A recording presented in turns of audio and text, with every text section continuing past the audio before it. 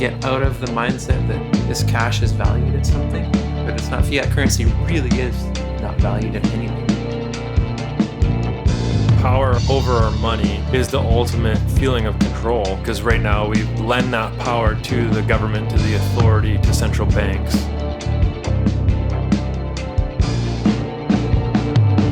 Project Override. The beginning. Project Override. Yeah, session 9. Session 9. Between recording the first 8 episodes, it's been about 5 to 6 months. Yeah.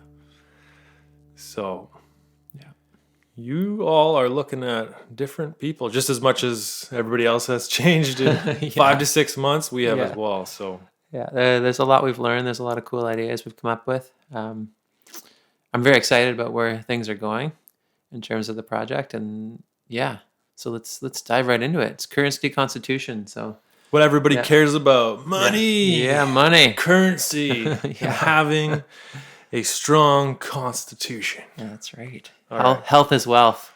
So you might as well build it into your money. So let's jump right into it. So we're going to talk about a concept where, we're proposing that cryptocurrency be backed by something tangible. So we're going to use gold and silver because it's historically something that people value. Up on the screen, you're going to see some of the spot prices as of January 8th, 2023. You can see that we could easily get $20 bills, $1 bills right out of the gold just by breaking it down. And the interesting thing about gold is you can go in and buy it anonymously if your purchase amount is low enough, correct? Yeah. So let's get on to the next one, unless you got something you want to add. Yeah, so we were looking at the spot prices, as you said, $20 bills, $1 bills.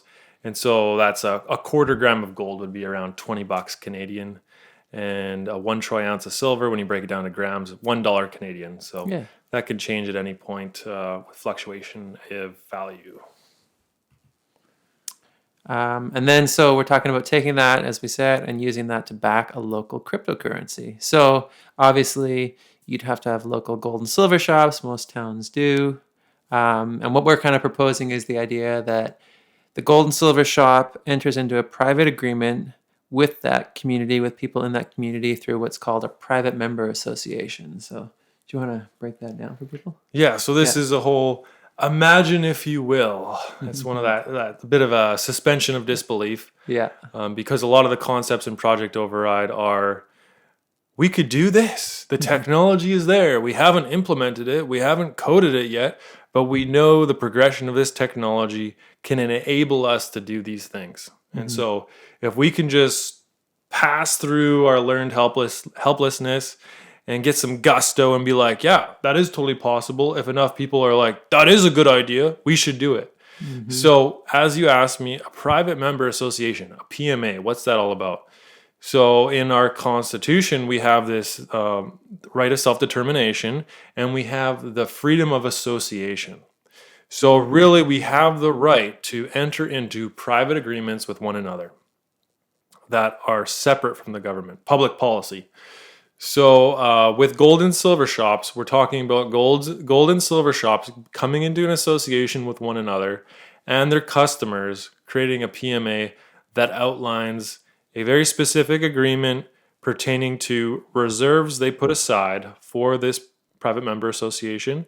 That portion of their reserves is tied to a blockchain ledger, and that the reserves have a process of being verified by community members so that the gold they have on reserve isn't being switched out and they're selling more gold than they have in crypto, or they're selling more crypto compared to the reserves.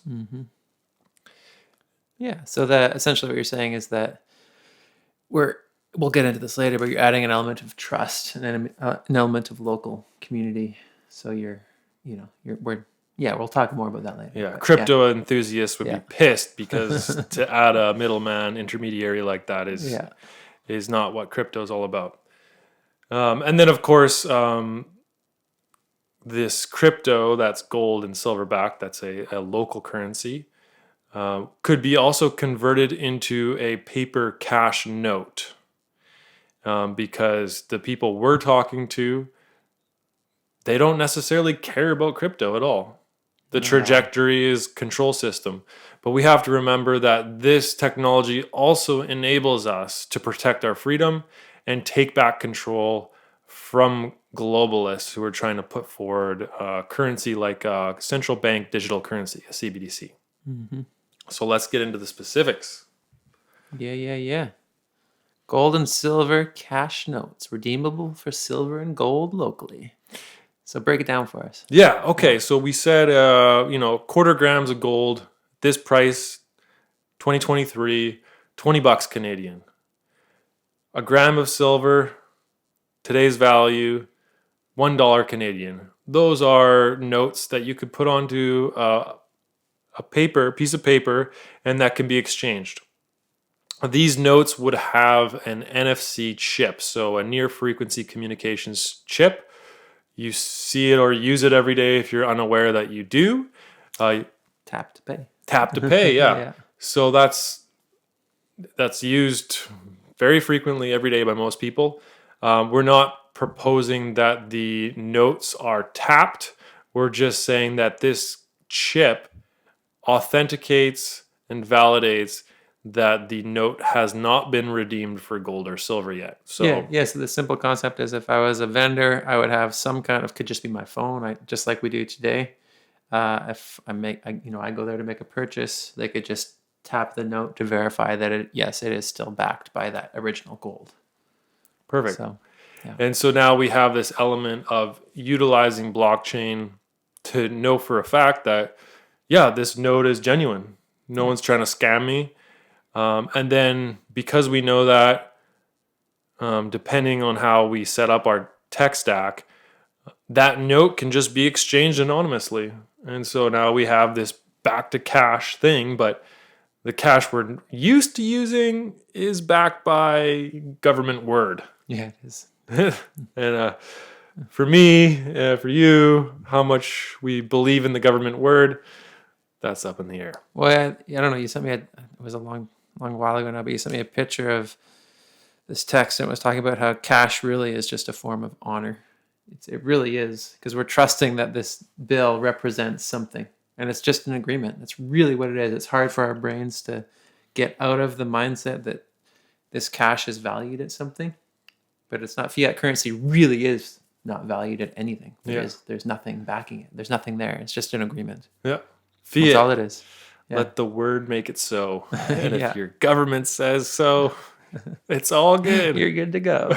So we're just trying to change the thinking around that. Yeah. All right. All right. So in your research, obviously you've come across some cool stuff. So this has already been implemented in some ways. So as you can see on the screen, why don't you tell us? Yeah. So our idea is not original in any sense. Maybe somebody out there has already thought of the exact same process. But really, we're just taking aspects of these examples and making a new idea, if it is in fact new. So Mint ID is the company, and what they've done is they've just put an NFC chip into a bar of gold or a bar of silver. And really, it's just used, and how they advertise it anyways, to track between the supplier and manufacturer and the users that buy the gold. They're able to identify each of their individual investments. And really, like as we're saying with the cash notes, it guarantees that that ounce or bar is genuine. Mm-hmm. And their mobile app is interfacing with the precious metal NFC chip on secure servers. And then, of course, you've seen it, Tad, in local shops, a Bitcoin ATM. Mm-hmm. Yeah. So this is a little bit different from a Bitcoin ATM. When I've used the Bitcoin ATM in the past, I brought in cash or debit, and then I just bought crypto from the ATM. Usually the price of the crypto was more than the market rates, but that's, of course, how the company makes money. So in this example on the screen, the company General Bytes created a Bitcoin ATM where you would deposit Bitcoin, and then the machine would dispense a NFC wallet card. So just like the tap and go with your debit card. Exact same process, except your card is loaded with Bitcoin. So this advantages over the cumbersome, oh, you want to pay with Bitcoin? Scan this QR code. Yeah. Yeah. So it's a little bit of step of making it seamless. They did a good job. So that's at point of sale paying with Bitcoin. So we're now going to combine Mint ID and General Bytes into a new type of machine. Yeah. Which may or may not exist yet. Maybe it does. Yeah. We claim no originality here. But we're all getting up to speed at a certain time. So maybe we're just interfacing with our future selves here. Who knows? Yeah. It's all about reverse engineering. Right? Yeah. That's what we're doing here. So in United Arab Emirates in Dubai, I've seen these gold bar ATMs. So go to the machine. I don't know if it's cash there, but at least definitely some sort of card transaction where you pay and the machine spits out a bar of gold or bar of silver. So I was taking this concept here and combining it with the Bitcoin ATM. And so really very simple, straightforward. The local gold and silver shop has a machine. You insert an ounce of gold or an ounce of silver. The machine has its own verification process, whether it's a spectrum analysis verifying the metal composition, or if it's a very fine-tuned scale to verify that ounce is a troy ounce.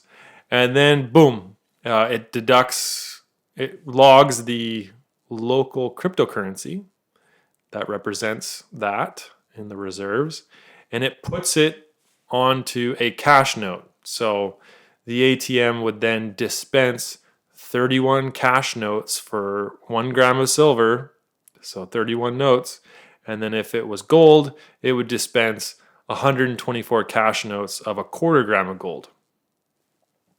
And so the cash notes have the NFC chips in them.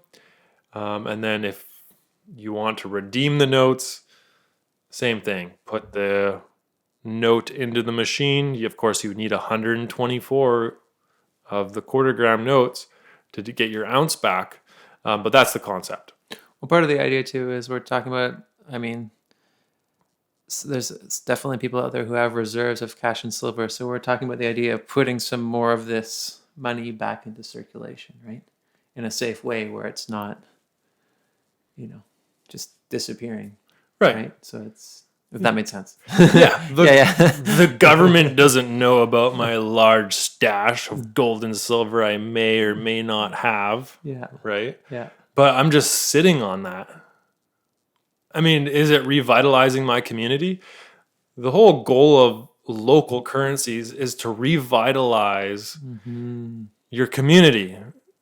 That local note isn't going to be accepted in the next city over, right? So that's, instead of going to Walmart, buying your goods and services, or buying your goods at Walmart, and then of course your wealth being exported to a mega corporation, we're just going, no, here's a new way. We all are going to have a local gold and silver backed cryptocurrency, a local crypto, and it's backed by gold and silver, and we're proud of it. It's maybe even a memorabilia of some sort. Yeah, totally.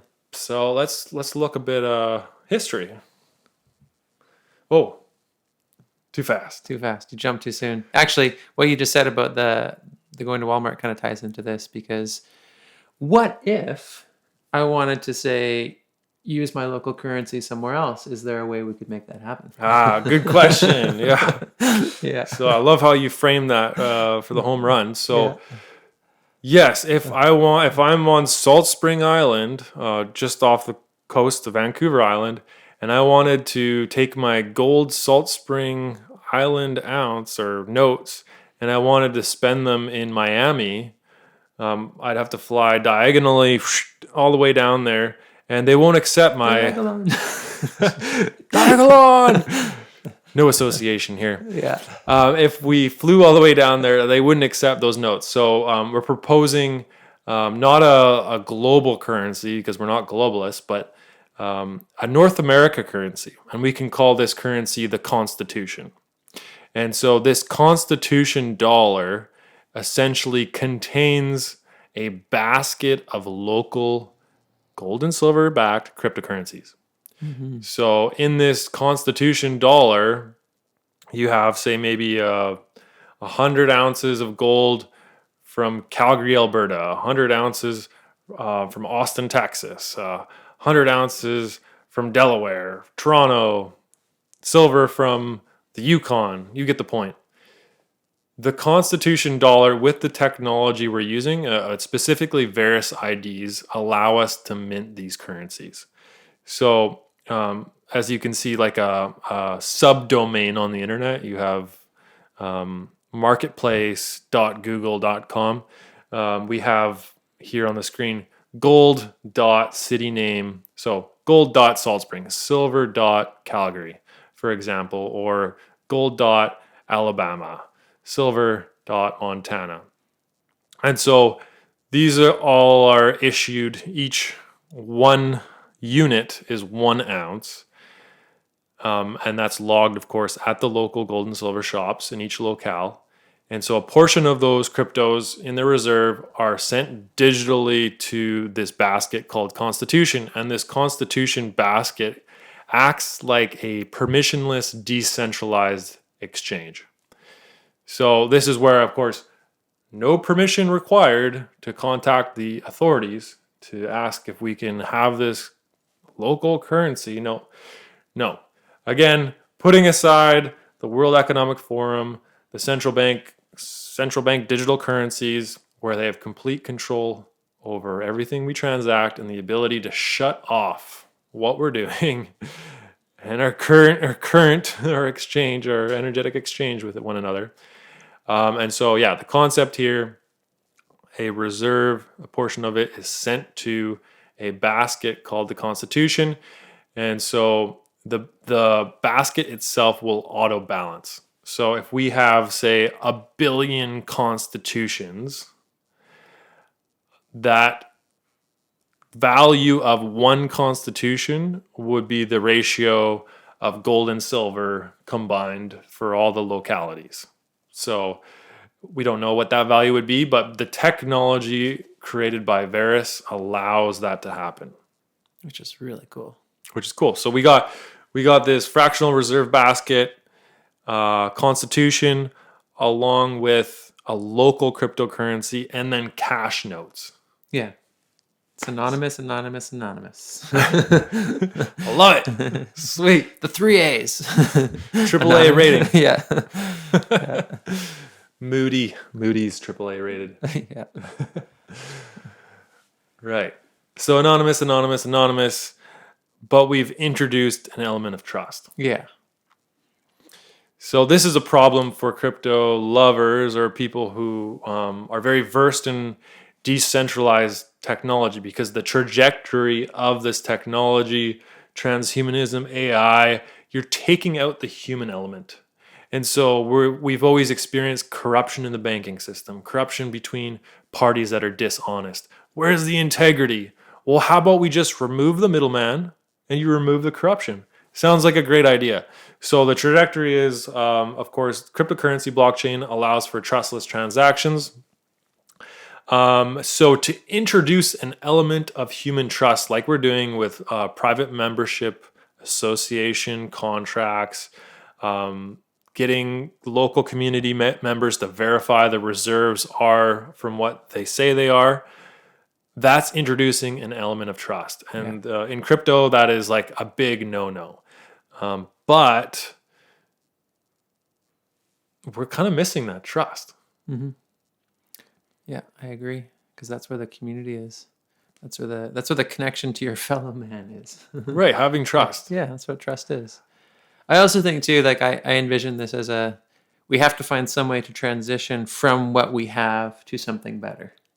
So again, like you're always kind of pointing out, we're just proposing this as a building block. This is we've thought out a method that you could take what we have and transfer it into something that's a little more under our control, but I think the idea of we're giving is the value that we have in our community is so far from where we are. So you need to have something where, we can still utilize a form of exchange, money, so to speak. Yeah. Having power over our money is the ultimate like feeling of control.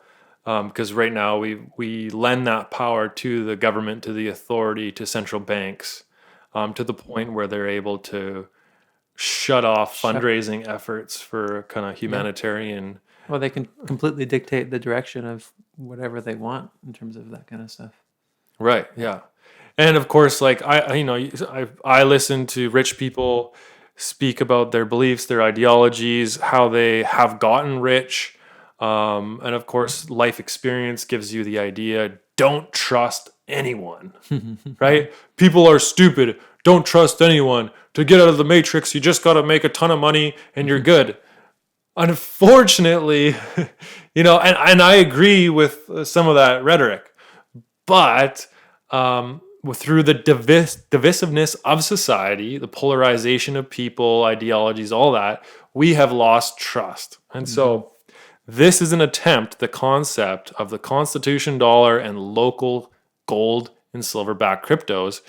We're exercising this concept in imagination that could be a reality, that we can actually use this technology to rebuild trust on a local level. Nice, yeah. And on that note, I think that ties in nicely to the history. Because I think without a bit of context or history for where you are, I think it's hard to build trust. Right, yeah. Yeah, let's just go forward without considering the past. Well, we might end up repeating it. Yeah. All right, so there, of course, local currencies. There's numerous around the world, like time bank dollars, different countries. But we'll look at the localness of our area. So the Salt Spring dollar, and that's 1 Canadian dollar equals 1 Salt Spring dollar. Yeah, it was a really easy concept for people to establish. As you can see, they're very pretty. Yeah, a little bit of memorabilia. Yeah, I was going to say, maybe I want to collect one of those. Yeah. They've been around since 2001, and every time I've been to Salt Spring, I've never seen one. I've never gotten my hands on them. It's almost like a rarity. But of course, yeah, it's meant to not replace the dollar, just kind of supplement the Canadian dollar, and to build maybe pride, buy local, kind of mantra. Yeah. All right, let's go back even further. What's next? All right, the made beaver. Yeah. 1 made beaver is equal to 1 beaver pelt. And this currency was introduced by the Northwest Trading Company that then later became the Hudson's Bay Company. And so it was a currency used by trappers engaged in the fur trade. And this was more of a currency that engaged the relationship between the pioneers and the indigenous, the natives and the colonialists, however you want to say it, however you want to frame it. New people that came to these lands had to develop a sort of trade relationship, and they brought in kind of an economic thinking from Europe in terms of monetary values. And so their currency was the made beaver. And so you can see on the screen there, you could trade 4 made beavers for 1 Indian gun. And then, of course, there was like quarter made beavers. And a friend of mine, Jacob Hiller, he revitalized this currency, made beaver, MB, in 2007 through the Alberta Monetary Authority. And the Prairie Republic, who created their own constitution, started using made beaver. Not that you could redeem made beaver for beaver pelts, but the concept was utilizing an indigenous currency to, again, revitalize more so a trading relationship between whether it's Métis, Native, different people that are not from North America that immigrated here.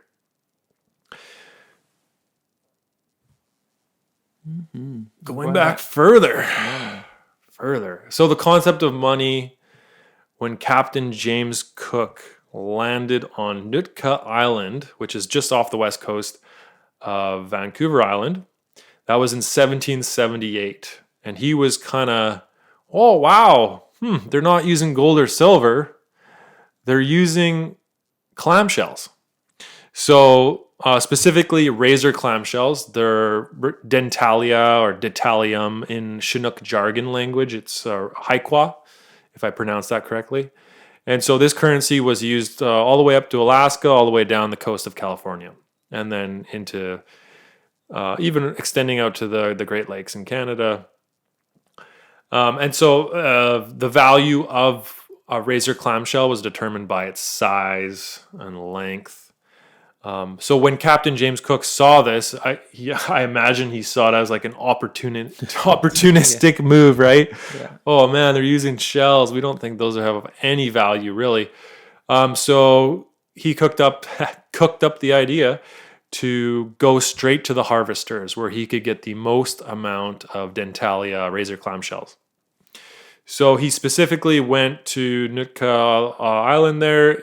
That's the New Chatlat peoples, and north of Vancouver Island, Fort Rupert area, the Kwak-Kwak-Kiwak.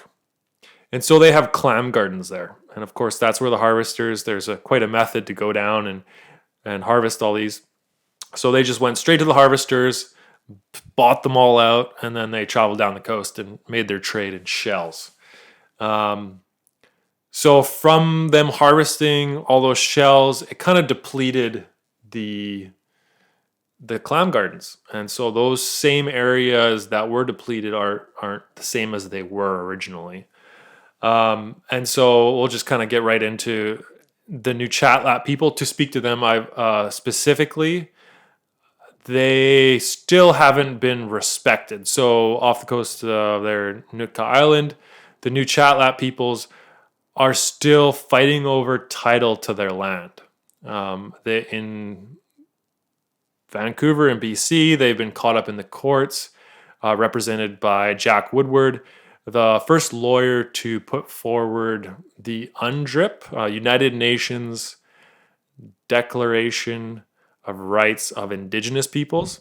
And so UNDRIP, the concept of it is to respect Indigenous rights. So you'd think that, I think Jack Woodward, he actually put forward using this document to win the case for the New Chatlat peoples. And so you'd think that when he'd do that, it would be a slam dunk. Oh yeah, use the UN's legislation and boom, it's a win. But no, they're still in court today, and the New Chatlat people still don't have title to their land. Mm-hmm. So it makes you question, like, if they didn't win the case, then what is UNDRIP for? Yeah. And so there's theories about how it's a land grab. And so we'll see. We'll see what happens with UNDRIP, right? Yeah. But I would just encourage people to do a bit of due diligence in terms of looking into these things. Yeah. Right. Yeah. To anybody who holds up UNDRIP as like the winning thing, it's proven to not be effective so far. And there's usually ulterior motives. Yeah, when you read, you got to read between the lines on these UN documents, right? Yeah. So and then of course the Kwak-Kwak-Kiwak peoples, Fort Rupert, their land is still not being respected. So there's agreements in place for their old growth trees to not be logged. There's agreements in place with Department of Oceans and Fisheries that their traditional fishing territory would not be fished by foreigners or private companies. To this day, still 2023, their rights are still not being respected. So this is a little bit of a shout out to the fact that we two white guys here, we're just saying, hey, here's a new currency, here's a new way of doing things. But we're going to pay respect. We're going to refer to the original people that were here. This is the currency they used. This is how the currency evolved. This is where we are today. And the original peoples, even us peoples that were born on this land, may not have originally been from here, but we were born on this land. We're not being respected either. So money's power. So we can switch that up. We can switch that up. That's the goal. Right. Yeah. So in terms of Well, to tie that into kind of the next piece here, Yeah. in terms of what you're talking about what we need to find is we need to find some way that we can build moving forward with a set of shared values. yeah. So we know that as the Constitution, right? A United States Constitution, a foundational document for the New World. Canada, the Constitution Act, the Charter of Rights and Freedoms. And during the COVID fraud, I was quick to point out everybody's saying that the Constitution matters, but look, all your rights have just been thrown out the window under the auspices of a fake emergency. Yeah. And that fake emergency, I'll be very clear, it's a fraud because it was led by pharmaceutical marketing. Plain and simple. We don't need to get into conspiracy. It was simple marketing that messed with everybody's heads. We can just leave it at that. We don't need to talk about science. Marketing. That's all it was. So our Constitution in Canada here, the Charter, lots of people who are in the know will point out all the technicalities to make it a document that's nullified. There's also timelines that are mentioned in regards to the United States Constitution that can say this was signed by guys that aren't even living today. So like, how do you even have connection to this document that makes it valid? But those points are moot because the emotionalism connected to the Constitution make that Constitution valid in each individual's mind that believes it to be valid. Yeah. So we no like intention to shit on the Constitution, but we have the opportunity to create a new collective Constitution. Well, that's the trust, right? And essentially, when you have that commitment, what you were saying towards the Constitution, it's because you trust it. You trust that it's there for you. You trust that it will have your back. You trust that it's shared, right? Those are all the qualities. So those are not inherently bad qualities. They're good things. These are things we don't want to lose. Yeah. Right? So we have that trust, and we have consensus around money. yeah. So we all collectively agree these are our shared values. This is the currency we're going to use. Yeah. So that's really the substance of what we're talking about. Yeah. And just to get a little esoteric at the end here too, we're bringing up the idea of a constitution tied to currency because I believe, or it seems to me that if you were to build something on a newer platform with a healthier, more loving energy, then that will be reflected in that community. And so there's a lot of unknowns, but I think if you're building off a solid platform, it will start to create the change you want to see. And you have to step it up. It might be hard, it might be challenging, but it could be really, really good. Totally, yeah. And the Constitution tied to currency is nothing new. A lot of crypto projects have created like a digital bill of rights they've put into their crypto when they minted the first blocks. So it's nothing new, but really, yeah, the Constitution we hold within our internal set of principles and values that influence our conduct and decision making. That's what's important. Yeah, because I don't think we think about it every time we exchange dollars. We're exchanging that because we have trust in that system. Right. So I'm not going to say what I think that means, but just think about that. Yeah. Right? Think about where that money so-called comes from, right? Yeah. As people if I'm using cash, I'm like, yeah, I'm using cash. It's anonymous. I prefer cash over debit or credit because no one's spying on me. But then there's this underlying part that's speaking to me that's like, yeah, but you're still using this currency, this energetic force that's tied to all this malevolent behavior, this degenerative behavior. We want to shift the currency we use into the, like you said, underlying kind of generative behavior. Yeah, generative, man. Yeah. Yeah, generative. Generative! Cool, man. So, anything you want to add, or you? I mean, okay, sum it up in a little bit. Yeah, I think That's it. I think that's it, man. So, yeah, I guess currency is energy, bro. Currency is energy. Yeah. Cash is king. Yeah. Communities cohesion. Woo! And there's a constitutional committee in Canada.